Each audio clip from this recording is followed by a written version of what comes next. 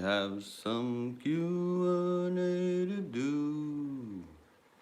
I hope you're doing fine, 'cause it's Q&A time again. Hello world, how's it going? Hope you guys are all doing great. And if not, as always, I hope it gets better for you.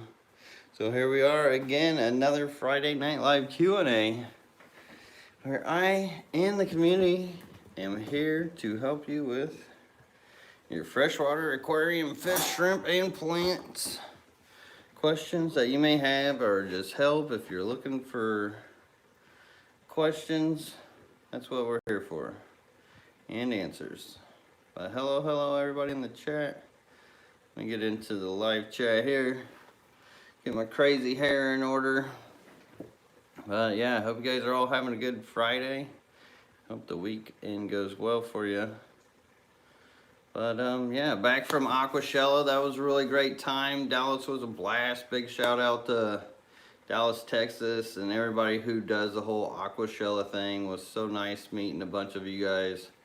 And then the people who throw off the Aquashella, they really do an awesome job. And I appreciate that they're out there and doing that, because without them, we would not have something as cool as Aquashella, and a place for all of us vendors and YouTubers and hobbyists and just everybody to come to. And it's just cool that that exists, you know, because we had the aquatic experience a while back, and that was really cool, but then they kind of died off.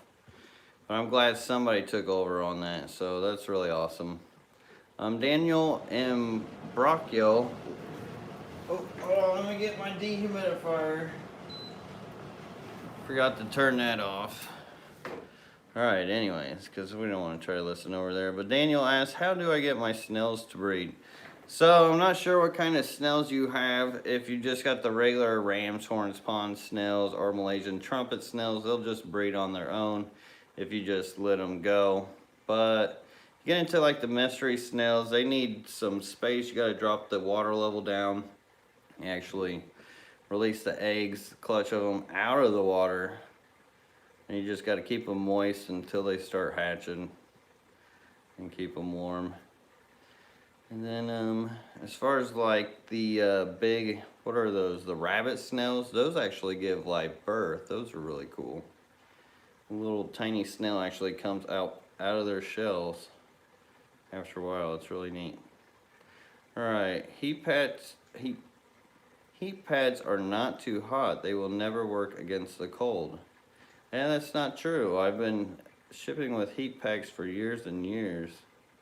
And with the heat pack technology too, I've got some that are 110 hours now.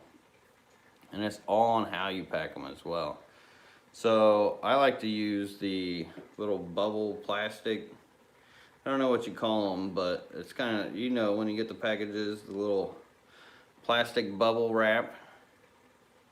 If you put that up against the heater, it'll kind of heat around your box too, and that way it's not so direct and right onto it.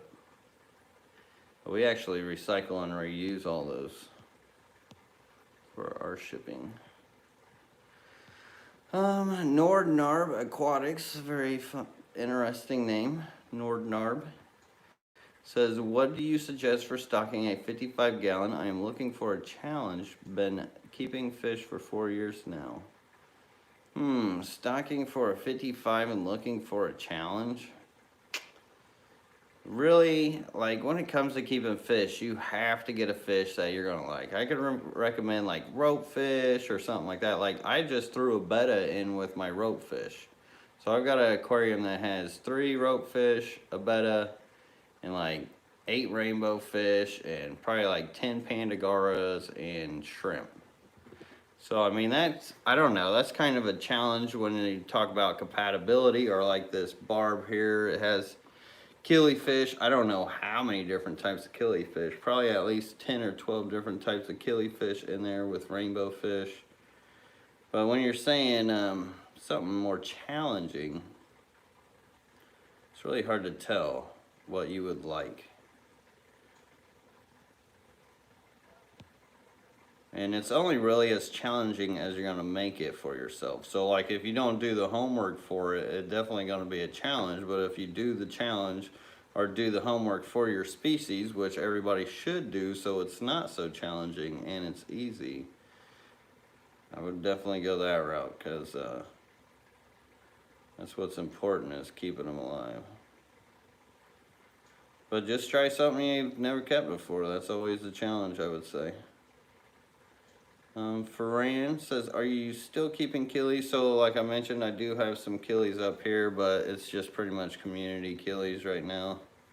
I'm not actively breeding anything. Hunter Biden says, howdy LRB, was everything bigger in Texas? Oh, you know it is. I don't say that for no reason. Richard Reynolds says, are you going to the Triple Crown next July in Kentucky? So I will definitely be there. I could not miss that show. That show is going to be awesome. Super awesome.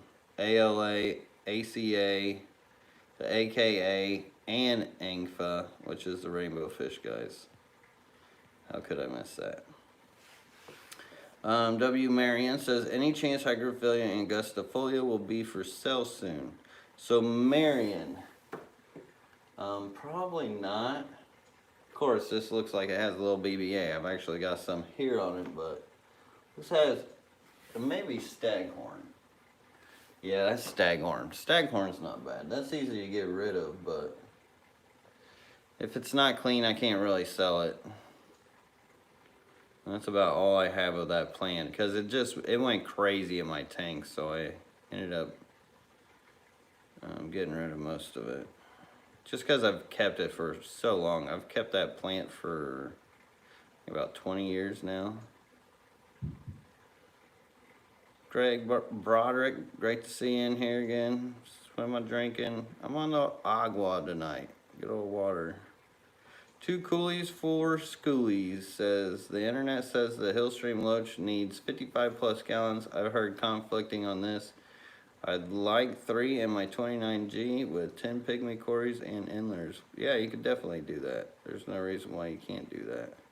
I got mine 20 gallons with no airline, and there was some rainbow fish in there.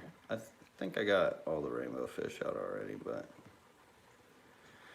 And I think they had guppies with them at some point. They actually had quite a few different types of fish with them. I was wanting to breed them, but then I kept throwing fish in their tank because there's a lot of swimming space. But those Hillstream Loaches are a lot easier to keep than you would think. And I think I'm successful with mine is because I keep mine in a more natural manner. So they've got a lot of biofilm and good stuff for their gut biome to chew on or snack through on the day. Other than Aquashella, are there any other super aquatic fish shows? So I hear in the grapevine that there's something called Aquaticon that's going to try to compete and become a big show. So that would be really interesting. The Triple Crown should be a big one. That's like a super huge collab. Like, they don't ever collab like that together. And for them to all get together in Kentucky, all those clubs for the Triple Crown, is definitely going to be a super aquatic fish show. And as far as the Aquaticon, should know more about that coming up, and I'll keep you guys up to date. Matt Riddle says, I have 2 tanks I have recently developed green water, and light reduction hasn't helped. Any other suggestions before I get a UV sterilizer? So as far as green water, I definitely would not go to light reduction route, because then you're just hurting your plants, not really so much the green algae, because that stuff will settle down to the bottom and it'll just come out or come back up. You could sit there and do water change, but as long as that stuff's still sitting at that bottom and it's settled, it'll keep growing off that new water. So if you could get a hold of a Daphnia culture, throw that in there. Even if you got fish in there, I'd wait till they're asleep and throw the Daphnia in there at night. That Daphnia will find somewhere to be safe at. Matter of fact, I've only got 1 green water tank anymore because I did that. And I kind of wish I didn't on some of my tanks because I put it in there. I didn't think they'd really live enough to actually take care of the green water, but they did. And this was in like full guppy tanks too. So a little bit of Daphnia, that'll fix you up real quick. Rick, Dykeshorn says, on your dream tank, what sand do you use and what do you recommend for plants on sand? So I would go with the Carob Sea natural sands, that whitish sand. We don't have much that actually looks white anymore because, well, I'm making my own dirt in a lot of these tanks. Look how much of that is molded up. That's just from roots from like the pennywort.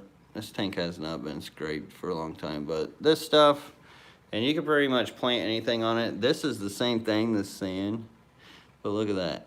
It's already created its own dirt. The Vush loves it. And really, you can plant anything in there, stems or whatever. The sand just suctions into plants. I get awesome root growth out of that stuff.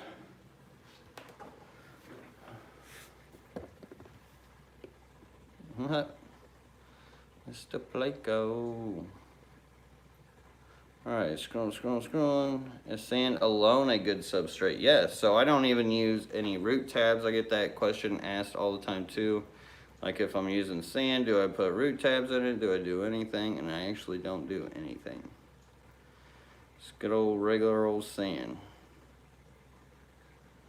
Kim Gaither says, did you get any news? Great question, Kim, and thank you all for the awesome support last Friday, for the newt fund and everything. And I did get some newts. I meant to say this earlier in the live stream, but I also made a video, and it's like uploaded to YouTube, and it will be out on Sunday, about their newts and their tanks. So I'm going to kind of bring back the This Old Tank series with that video, and also share with you guys which ones I got and just some of their footage because they're pretty cool. And thank you all for that awesome support last Friday. That was huge at a much needed time, so thank you. And Thomas George says, what would you suggest for low light plants for an outdoor pond in Texas? Also, do you think guppies would overwinter in an outdoor pond? It depends at where at in Texas you are. So Texas is a huge state with all kinds of different climates. So that really plays in a factor as far as if you keep guppies all winter round. Now definitely if you created like a more insulated setup that you could throw a heater in. I don't know if you've seen my heated outdoor pond series. That kind of helps and explains what I do to keep fish, tropical fish, year round. Like even rainbows and tetras out in Indiana weather where it gets super cold, -40 wind chills. You can insulate it in certain ways to be able to keep it all year round. But if you're just trying to go easy, don't want to do no work, if you're not getting underneath 60 degrees for long periods of time, you could do it. But if you're getting under 60 degrees for a long period of time, then I would say a big no on that. So you would have to find a way to keep it warm. And sorry if I'm missing anybody's questions. Trying to do my best to hit what I can here. Kind of scroll back to Sharon Miller says, has anyone had Vietnamese white clouds? I have, but I haven't seen any babies. I do have male and female. If they are breeding, either they are or the honey gouramis are eating them. I guess they breed. So yeah, the honey gouramis would definitely be eating them for sure. They're snacking. But they will breed. And fairly easy to breed too.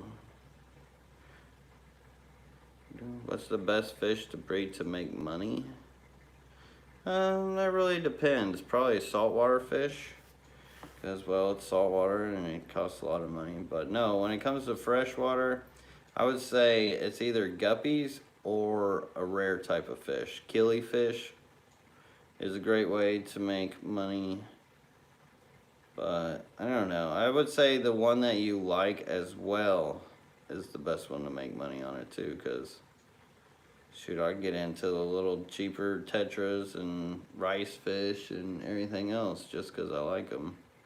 Danios, I got all kinds of Danios floating around here. Not big in money, but you gotta enjoy what you do and what you keep. So blend it up, you know. Don't put all your eggs in one basket. Oh, sorry to hear that, Matt. I don't know how somebody can DOA a Daphnia culture. Should ship it in green water and put a heat pack in it. You wouldn't even have to worry. Daphnia should be an easy ship. Let's see. Trying to think off my head of anybody who has any Daphnia. I mean, I have some, but I don't offer it for sale because, well, I can't grow enough to keep everybody supplied. I use it to just kind of trigger some fish breeding here and there.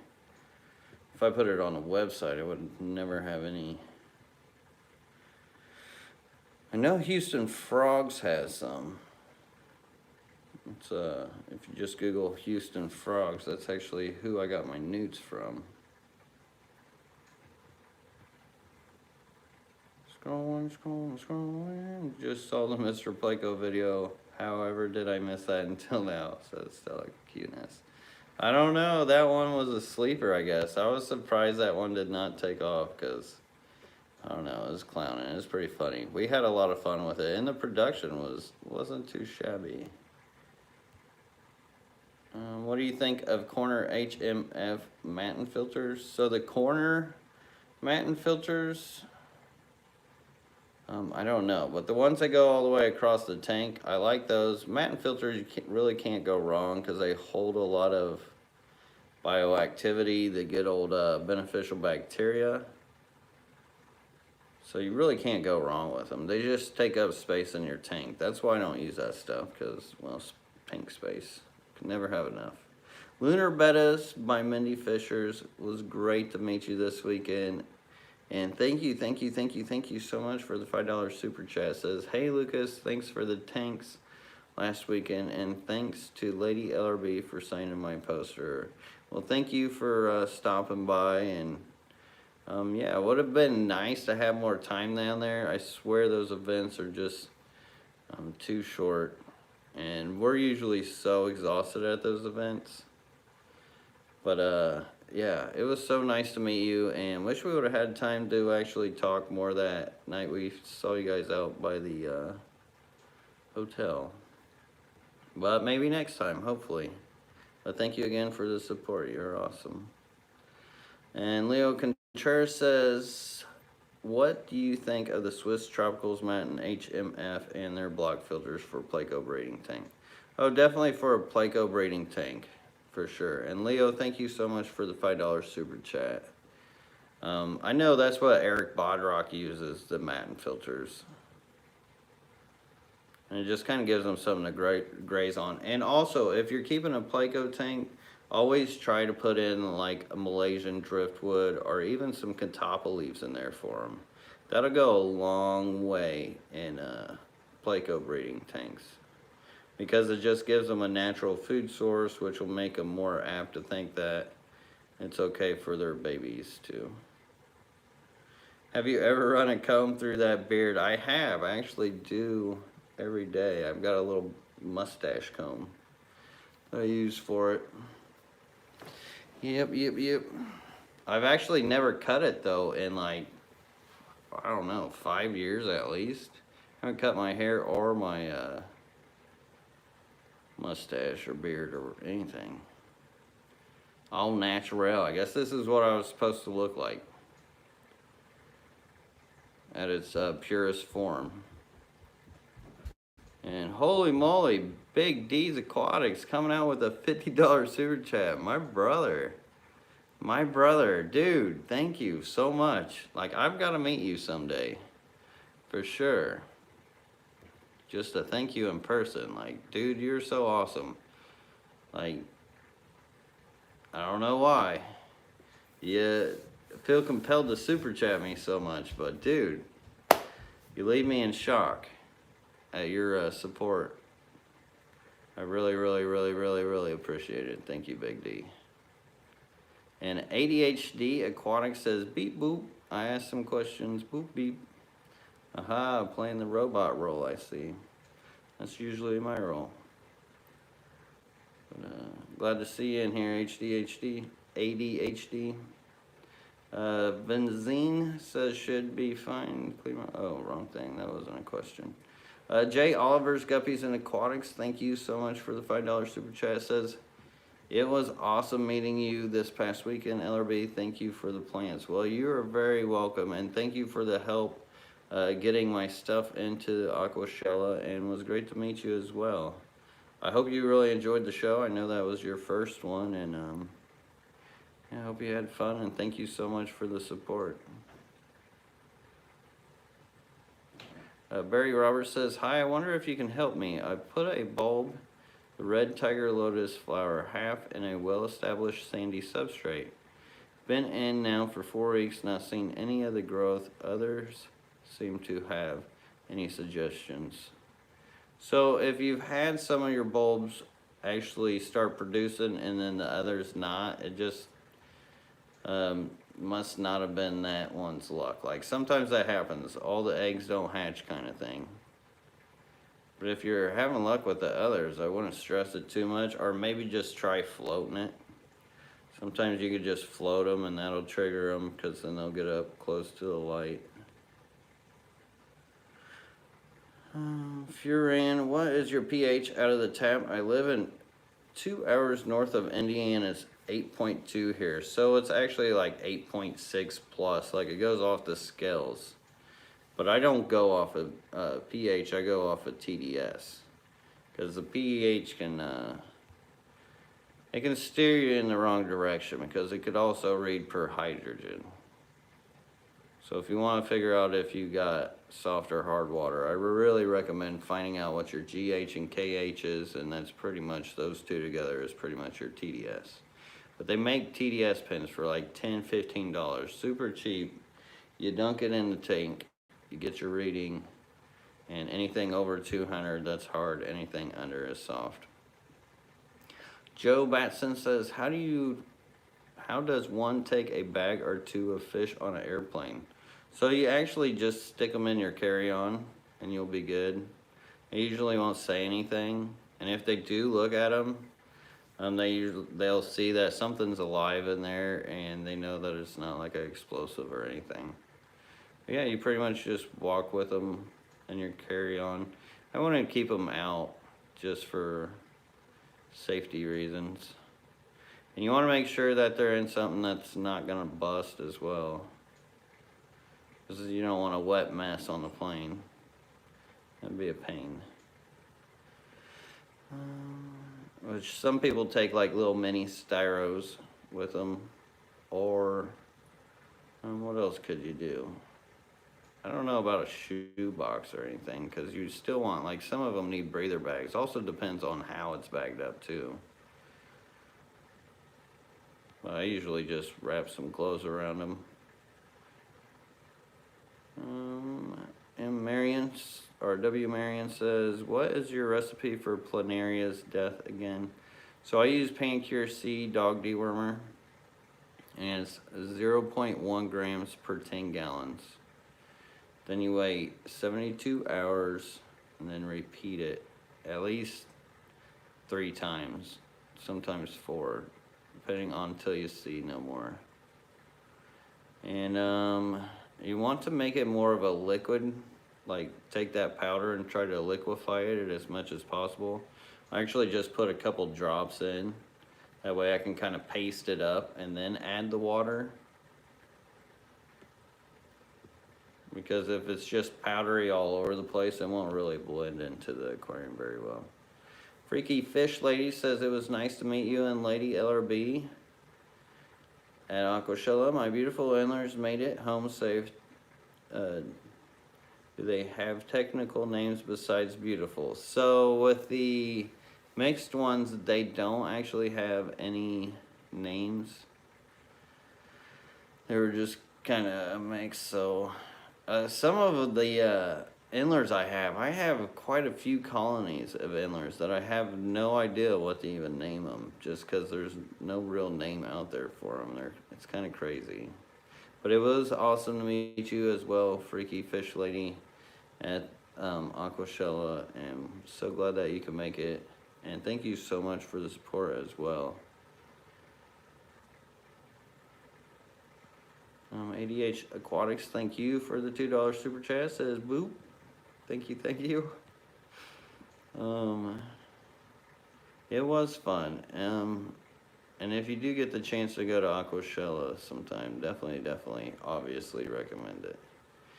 T-Bar, how do you breed angel fish? So they do like warmer temperatures. I get them up into the mid 80s.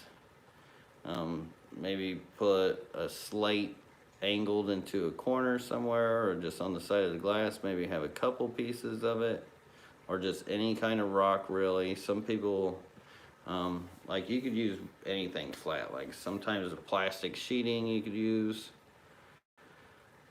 Polycarbonate you could probably even use. Some people have used pipes, but a lot of people just go for the slate because it does kind of look natural for them and it's real flat. And some people do slightly cooler water changes, but for the most part, as long as you're feeding them real good and you got a male and female and you're keeping them warm, it will just kind of do their thing. Big D's Aquatics, holy moly, throwing down $20 super chat. And says, sup brother, I picked up some Japanese blue endlers and tiger endlers and I'm thinking of crossbreeding. What do you think? I mean, that sounds cool. How cool would it be to have a blue tiger endler? I've never seen one. I've never seen one at all. So I think that would be really cool to do.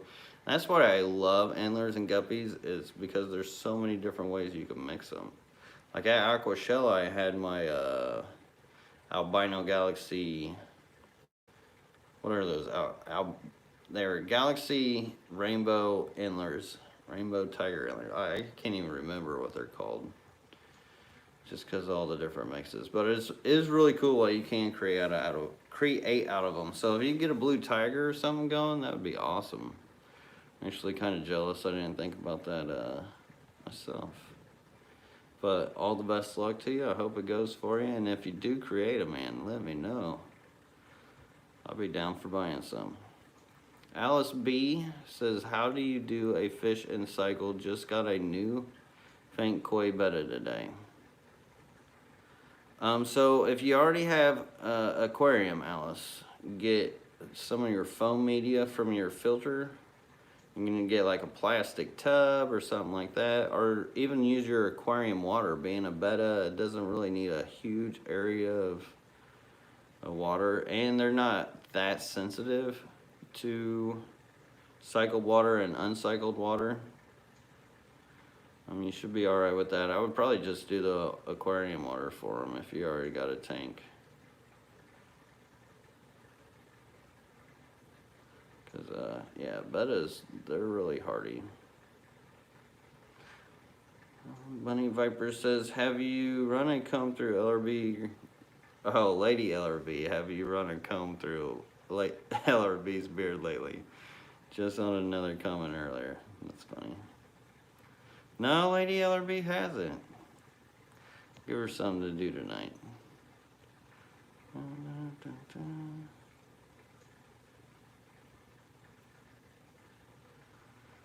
Marion says, sorry if you answered and I missed, but wondered how are the Hillstream trout in a new tank? So they're gone. I changed their water one day and they just started dying on me. I don't know what happened to them. It was really weird. I could not pinpoint what happened to them. So I don't know if it's something that was coming through the water or what. Yeah, I actually did a water change for once, which I don't usually do, and it bit me in the butt. And that's the story of those. I didn't really talk about it much because it eats me up just knowing that happened. So I had them for a long time, and I actually was about to breed them up in this tank over here. And I had them all set up. I was about to move them, but I figured, oh, I'll change their water real quick, try to get them to trigger a breed. And then they just started floating. I don't know what happened. Like, I tried to wrap my head around it so much and never figured it out. Besides, it had to be something to do with the water. Should you worry if bladder snails are disappearing? So if your bladder snails are disappearing, could be one of your fish in there eating them, especially if you got loaches or anything that likes to just munch on things. They'll be eating their eggs, so the populations won't really boom. And or they've already figured out their max for as many that could be in their biome.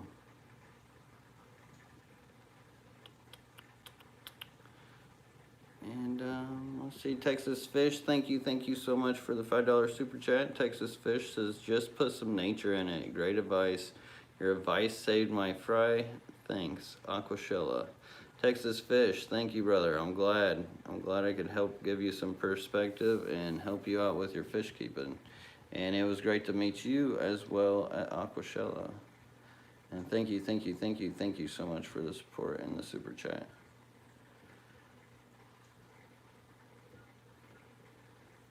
Let's see. Lee Owen, thank you so much for the $2 super chat. Says, if you're trying extra hard to cultivate a healthy, I'm not sure what you mean by that. I think it cut your writing off there. I'm not sure if there was an ending to that. But thank you for the super chat. I'll keep my eyes out, Lee.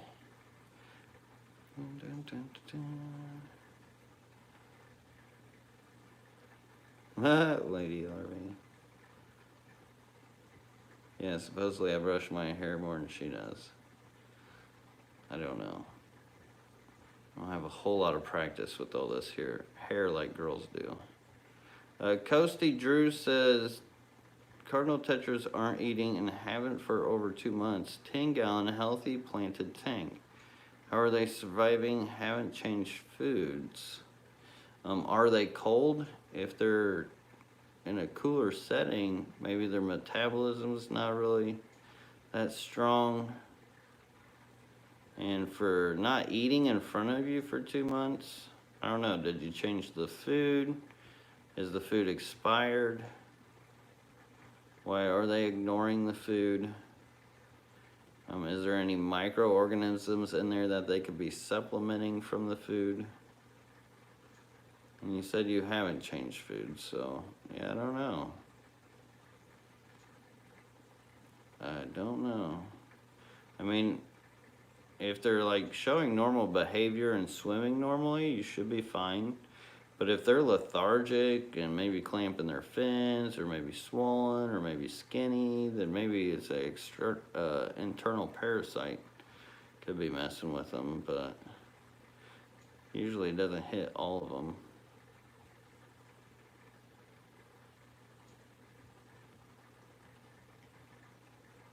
But I mean, if they doing their thing, I mean, gotta be supplemented.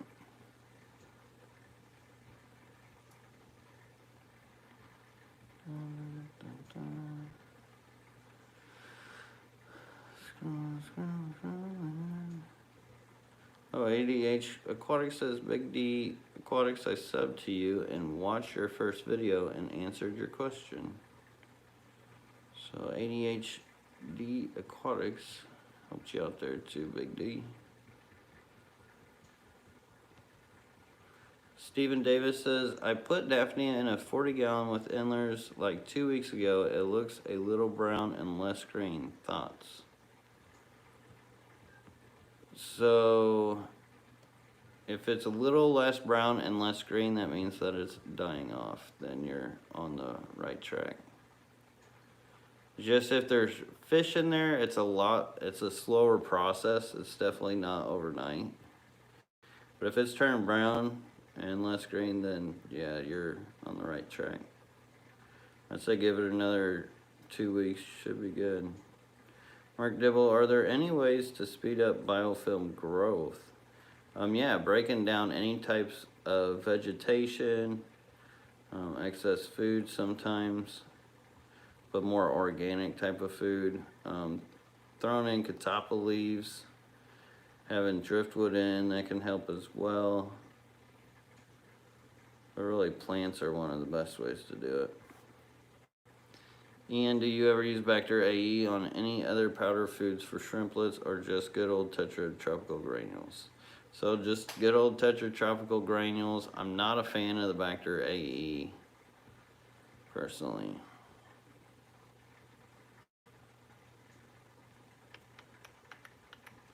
I'm running Goldie Goody says, have you ever had a issue with feeding microworms and creating some sort of bacteria or fungus? So I've never had any issue with that.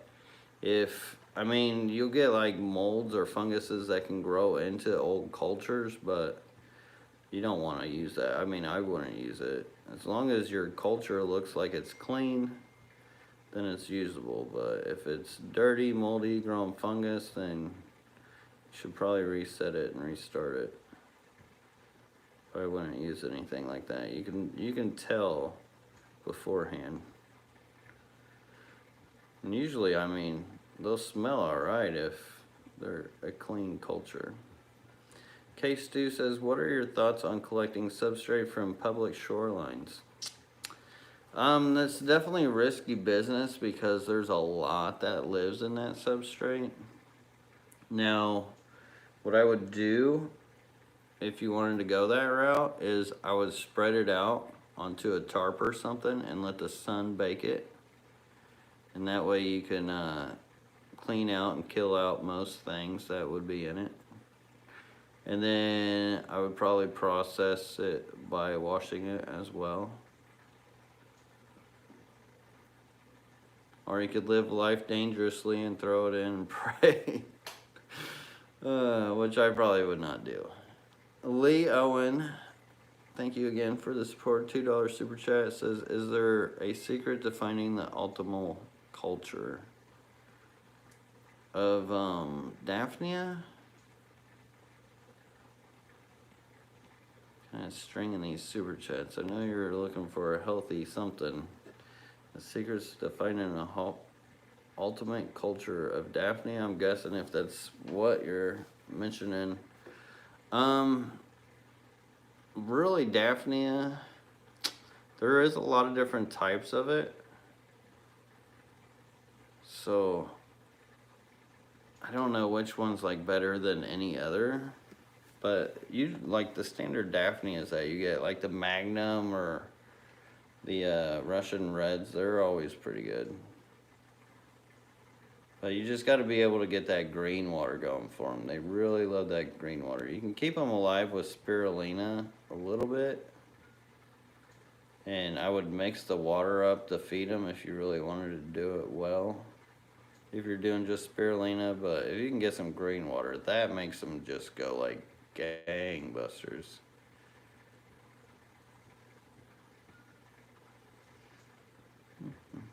Scrolling.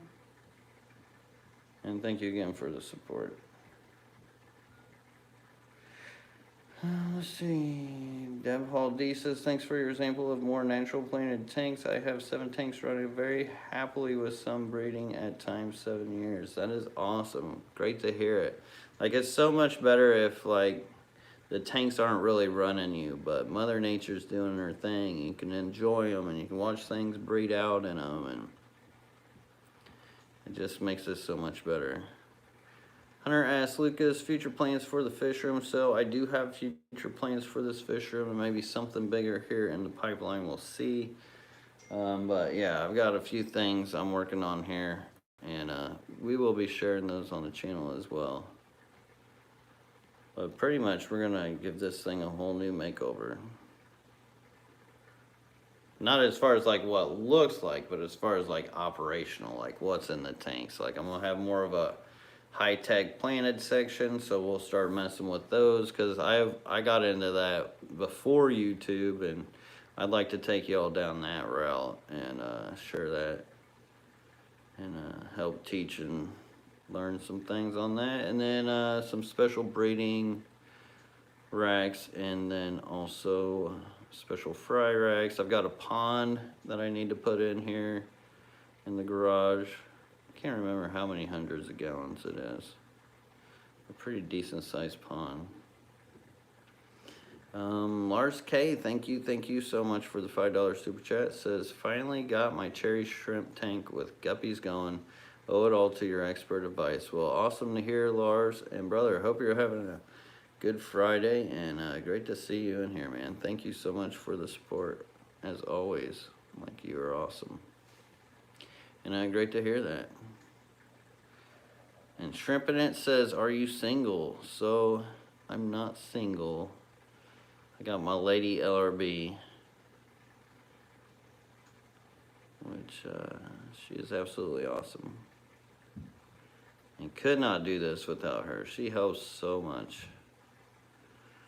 Hobbs 1911 says, how do you keep multiple water parameter sections on auto water change systems? Do you have different systems for soft and hard water, etc.? Or does everyone get the same water? So, I do not have an auto water change system. So that's how I do that. I'm still doing manually removal. What I do have is pretty much like a faucet set up to every tank. So my house line could go into all the tanks, or I could switch the valve and I could use soft water through my RO system. So I can blend it, or I could go on either or. And yeah, it's pretty sweet to be able to do that. Sometimes I'll run the whole fish room like soft, sometimes I'll run it all hard or do a little in between. It all depends on what's in it. Oh, I guess I'm engaged to Flacco's Garden now. I'm sorry, Lady LRB. I was just notified of this. Michael Wiggins says, what don't you like about Bacter AE? It has a big potential to be overdosed and really muck up the water quality.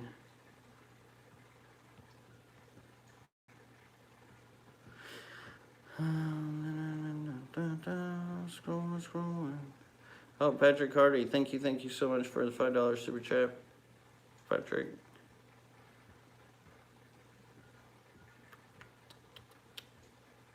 I guess Flacco gets me on the weekend, says Lady LRB.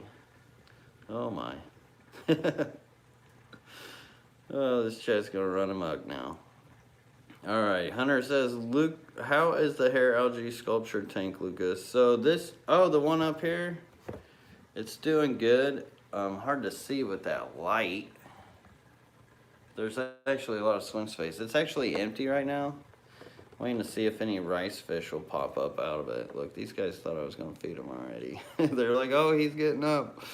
Do we get our food? Do we get our food? But I'm gonna end up putting the maculosus in there, the Glossolepis maculosus, because that's like the perfect breeding tank right now. So we're gonna keep it all algified.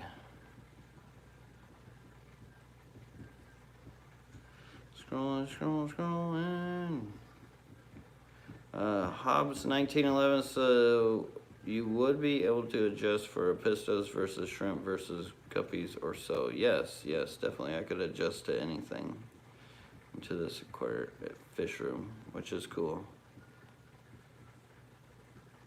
But it is tricky when you do that, because if it's not organized, it can be really hard to keep up with.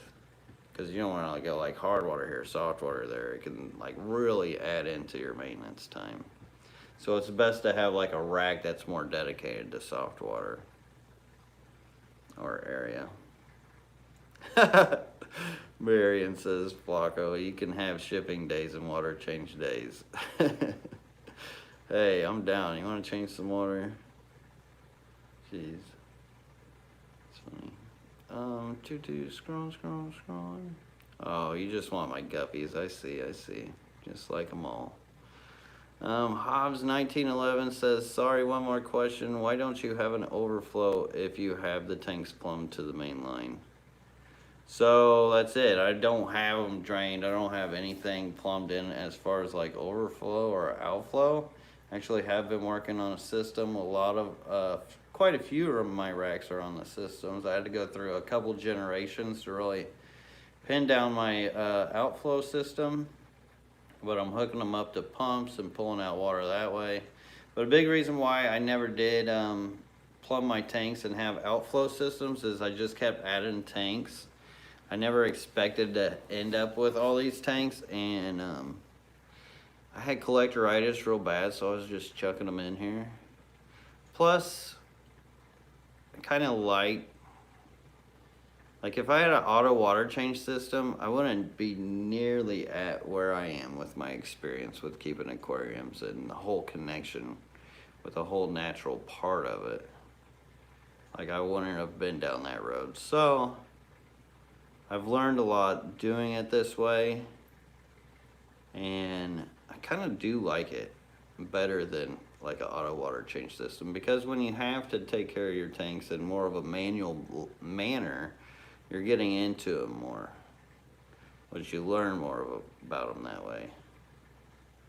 You understand them more that way, because you're hands-on. Like, if the water was just going by itself and just doing its thing, like, you do your walkthroughs, you do your feeding, you don't like really get into it. CJ Clays says those some green water tanks, you did that a while back. So yeah, green water tanks, I had a ton of them a while back. And a lot of times they would just pop up, just mostly from organics breaking down and nothing really to eat off of it. And high ammonia, I guess, usually causes it.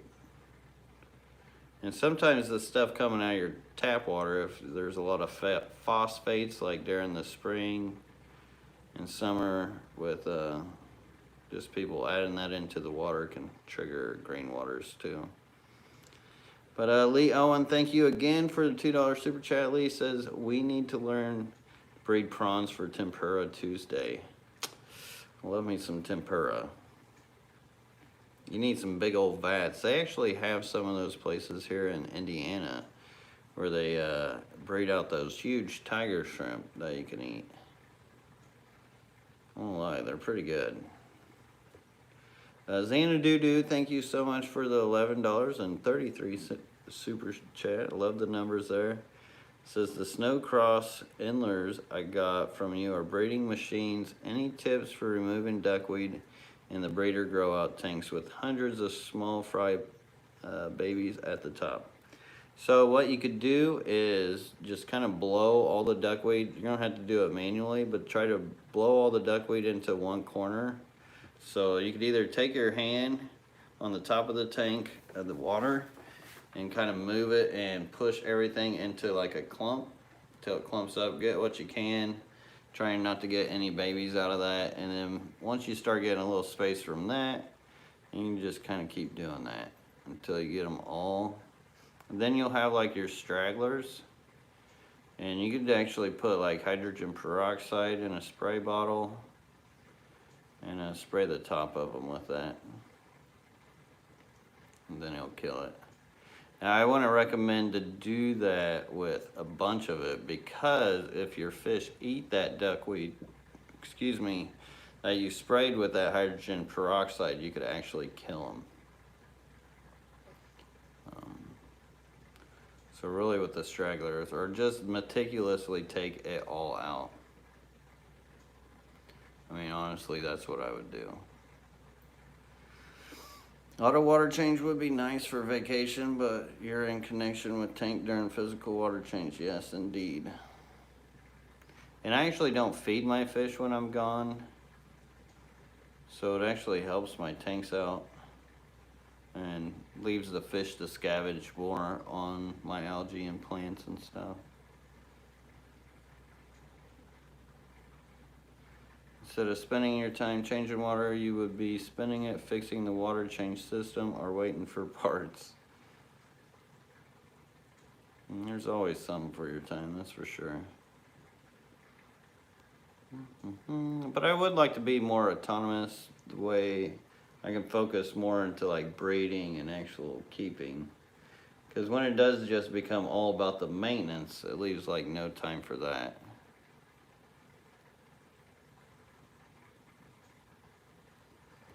And Patrick Hardy, thank you for the $10 super chat. Patrick saying thank you as well. So Patrick, you're awesome. Appreciate you, bro. Moved a ton of algae to my scud tank and was surprised with about 20 daisy blue rice fish popping up. That is awesome.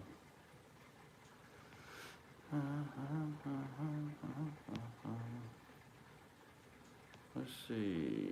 If you have a chance to restart your fish room, what changes would you make? I would organize it more, but who's gonna know? Like when you're making a fish room, you're kind of just building it as you go too. So I don't think you'd really get into that better organization period until you actually have it done. Now, I would probably do more central systems. I'd have like my ones that weren't central, and then I'd have more other central systems for like fast grow out and stuff like that. And who knows, maybe here soon we having a chance to do some new systems and setups that you guys will be able to see. So definitely here in the future, like it's in the plans down the road to go bigger, because we've definitely outgrown our space. I've got 5 storage units and pretty much this whole house just covered in tanks. Like we need a bigger spot. So whenever we do take that plunge and find the right property and set up at the right time, then hopefully we can do that and I can share it all with you guys.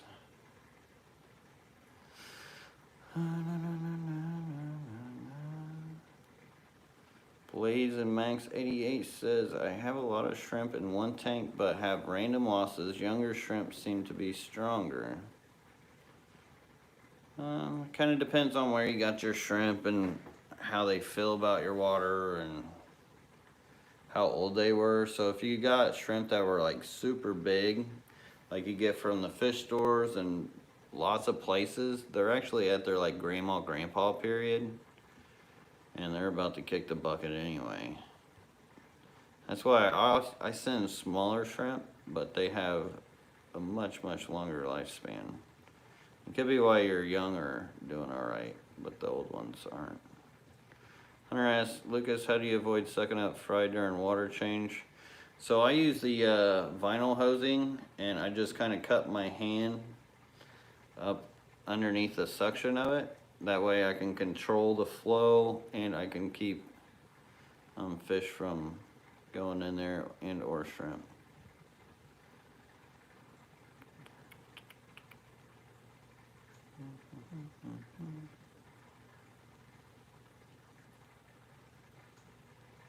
Bunny says duckweed never truly goes away. There's actually no duckweed in this fish room at all. But yeah, it's a real pain because it usually hides under a plant somewhere. Like you've got to watch, like even after you clear all the duckweed out, you want to go back the next day and look at it. And then there'll probably be like 4 or 5 pieces float up. Then go back the next day and just keep on top of it.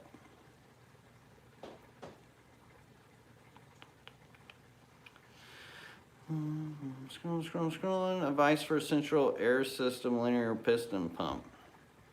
So if you want to go that route, maybe put it in a closet somewhere where you can muffle the sound, because they are loud, and I don't care what people say. They'll be like, oh, we got the quietest pump out there on the market. Like, no, you can hear that thing. Like, they're super loud.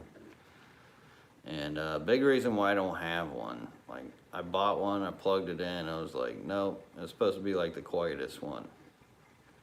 Put it back in the box. I was like, I cannot live with that.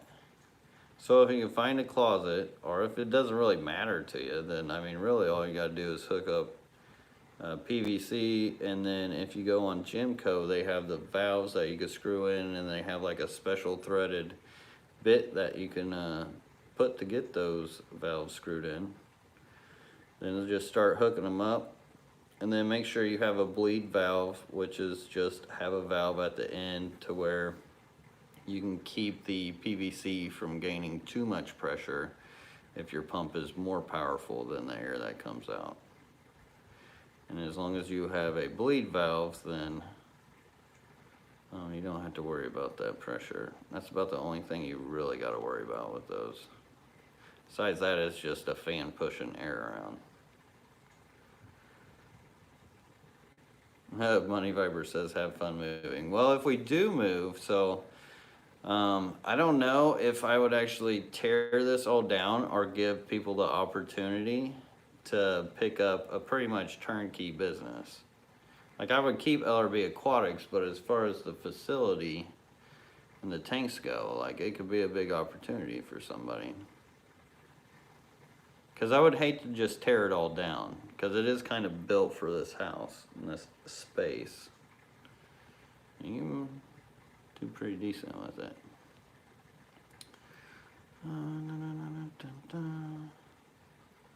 Gonzo says, LRB, new to shrimp keeping, and the red neos I got from you are thriving and breeding. Any idea on how red onyx came about, and if you can mix the fire reds with anything to work towards that color? So with the red onyx, aren't those caradinas the onyx?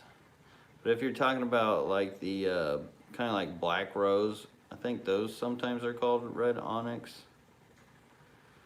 And what happened with that is, like, blue mutations started coming out of reds, so, and then blue created and got as dark as black, so there's always been like that recessive red gene in that, and that's how you can get the mix of the red and like the kind of like soft red black shrimp.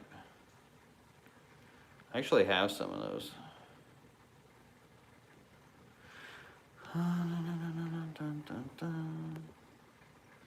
Let's see. Scroll. Yeah, sorry, Mad Cat. The Luigi Archeata is out of stock. I don't even know how many I have right now. Just haven't really been growing stems much because they're so maintenance-y. Yes, I said that, maintenance-y. So that's how I feel about stem plants right now. I like my plants where I can just set them in my tank and they just grow out into big old bushes. All right, well, we're about at the hour mark here. And I am at the bottom of the chat, so if I didn't get to your question and you have that question, I am there. I suspect anyone that overtook what he does would be totally overwhelmed Algae City in about 2 months. Really, no, it's not that bad. So like I said, a lot of these tanks I don't really water change, and I almost screw myself every time I do a water change because I feel like I throw it off a bit. And as far as algae is super easy to manage. Like, even though I have algae in some of these tanks, like, just to get rid of it, it's just pretty much peeling it out.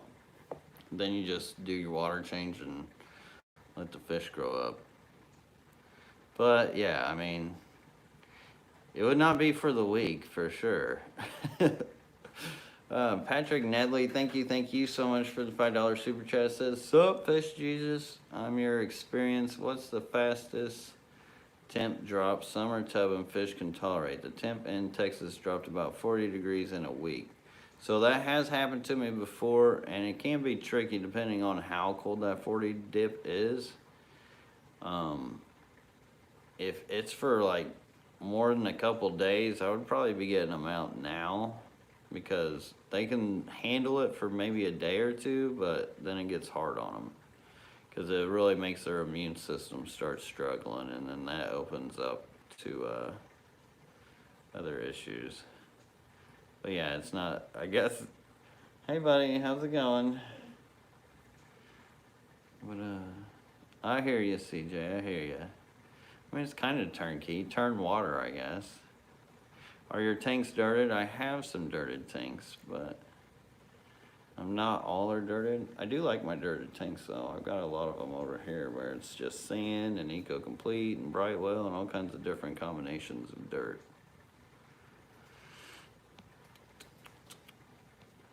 Photo bomb, yeah, Wesley's running around here. Hey, you ain't even got a shirt on, though. Jeez, kid.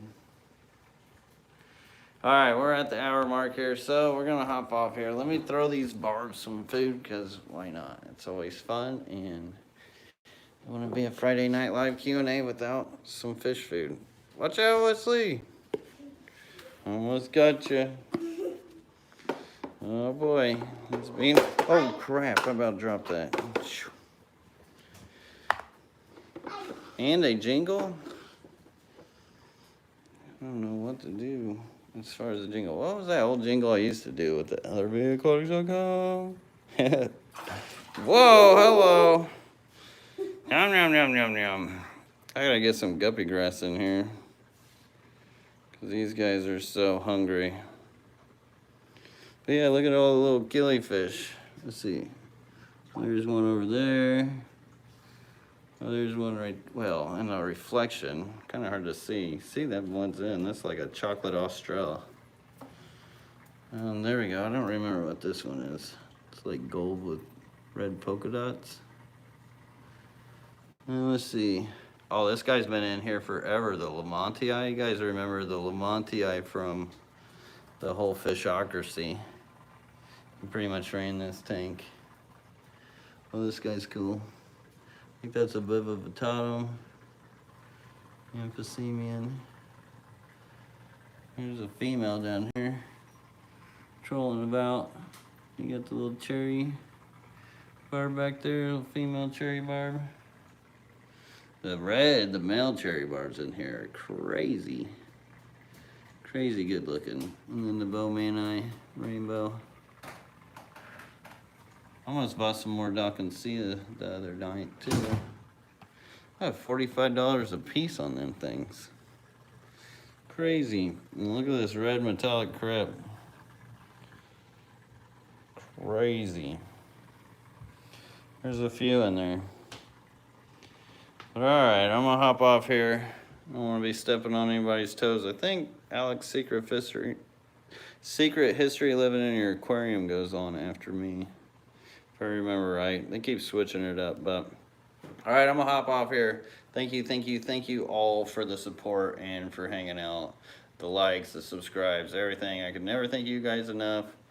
And until next time, everybody, peace. Have a great one.